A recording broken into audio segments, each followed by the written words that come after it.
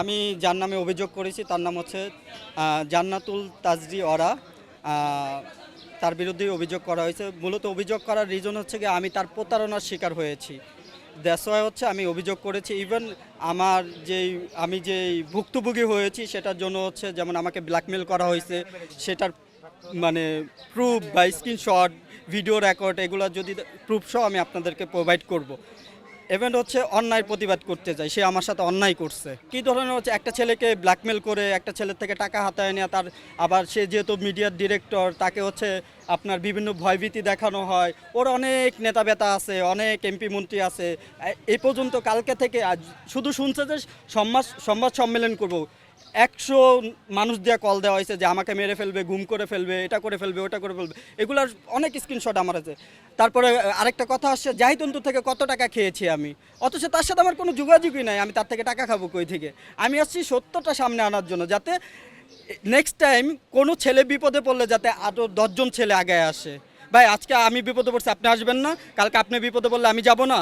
এরকমই তো, এটাই তো, আমরা ছেলেরা তো ভাই ভাই। মেয়েরা যখন যেমন বিপদে পড়ে মেয়েরা আগে আসে, কিন্তু ছেলেরা বিপদে পড়লে সহজে কেউ আসে না, ভয় পায়। আজকের পর থেকে হয়তোবা আমাদের ছেলে সমাজের এই ভয়টা থাকবে না। আমাকে দেখে হয়তোবা অনেকে পাবে, আসার সাহস পাবে। তার সাথে হচ্ছে আমার রিলেশনশিপ ছিল 2 থেকে 2.5 মাস ছিল। পরিচয়টা হচ্ছে কাজের মাধ্যমে হয়েছে। আমার একটা কাজে ওকে ইনভাইট করা হয় প্রিমিয়ার শোতে, সেখান থেকে ওকে ইনভাইট করা হয়। ওইখান থেকে ও আসে, ওইখান থেকে পরিচয়। মাঝে মাঝে অফিসে আসতে যেত, কথা হইতো, দেখা হইতো, সেখান থেকে এভাবে পরিচয় হয়। রিলেশনের শুরুটা হয়েছিল হচ্ছে তার দিক থেকে শুরু হয়েছিল। তার দিক থেকে বলতে ভুল হবে, এটা আমার দিক থেকে। আমি তাকে বিয়ের প্রপোজাল দিয়েছিলাম, তো সেখান থেকে সে আমাকে জিএফ হওয়ার প্রপোজালটা দেয়। তো ওইখান থেকে আমি বুঝতে পারছিলাম যে সে অনেক লোভী মেয়ে, কারণ তার সবসময় নিট দরকার। এটা লাগবে, এটা লাগবে, এই ড্রেস পছন্দ হয়েছে, ওই ড্রেস পছন্দ হয়েছে, হোস্টেলের খাবার ভালো লাগে না, ইডেনে এসে খাবার রান্না করে দিয়ে যাও, এগুলোও দিয়ে আসছি।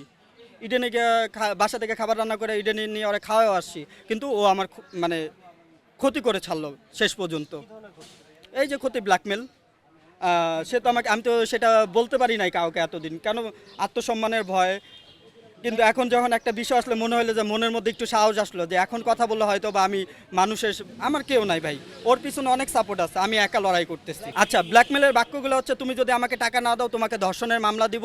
ইভেন্ট হচ্ছে গিয়া তুমি মিডিয়াতে কাজ করো, তোমার মেয়েদের ইউজ করে গিভেন টেকের নাম করে বিজনেস করো।